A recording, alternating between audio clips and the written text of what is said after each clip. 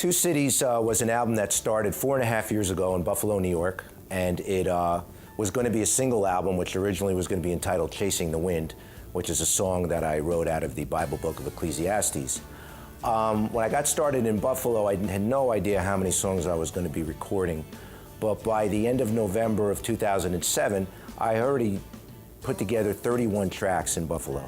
And then my drummer at the time, Mike Caputi, had moved to Nashville a few years ago, and he said, "Jimmy, you know, you're such a good songwriter. You really belong in Nashville. Why don't you come down there and cut a few tracks with us?" So I said, "Okay, Mike, I'll come down." So we started out in March of that year with 6 songs, and we had such a great time that we decided to do another 15 new songs. So that then made 21 songs that I was recording in Nashville and 30 that I already had in Buffalo. So I'm listening to these tracks thinking, how am I going to pick 12 songs out of this or 14 to put on an album? And I'm listening to them and they all sound great, but they sound so different. The Nashville tracks were so smooth and professional and slick. And the Buffalo tracks were just as good, but they were raw and they had so much energy and they were just rough. And I said, what am I going to do? I'm just thinking to myself one day, I thought, what am I going to do with these songs from these 2 cities? And all of a sudden it hit me, you know, 2 cities. That's what I'll do. I'll call the album 2 Cities.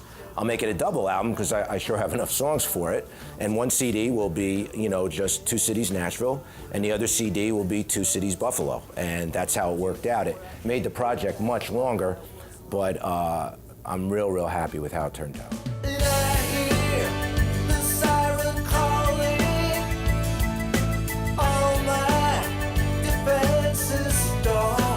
The favorite part for me of making any album, I think this is now my 4th album, is just working in the studio with the musicians I work with. To be around such talented people who are so much fun and so nice and so loving, really, I have to say. It's just the most wonderful thing I've ever been through. We laugh and we have a great time and we order out junk food and we work all morning and all day and all night and do the next thing the following day, but we just have the greatest time.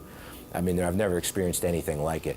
Forever and a day, these are not words I ever thought I'd say.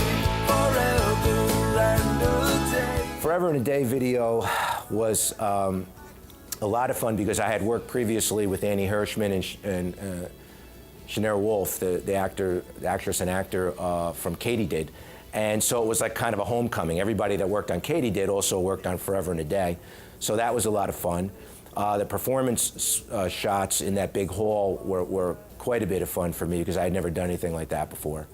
And I also had my niece along with me, which made it doubly great because I don't get to see her much. She lives in Colorado, and I'm stuck here in New Jersey.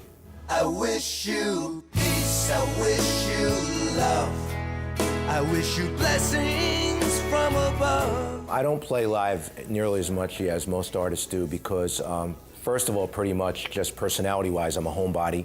I love being home. I love writing. You know, I'm not the kind of personality to go out and be on stage every night, even though I do enjoy playing live, and I've had a lot of fun in the last few years when I've gotten the opportunity.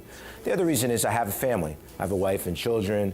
I care about them. I'm very committed with my church, and I'm very focused on that, and I love that lifestyle. And while, you know, I work hard at my music and I want it to succeed, you know, my personal life and the life with the people I love is more important to me.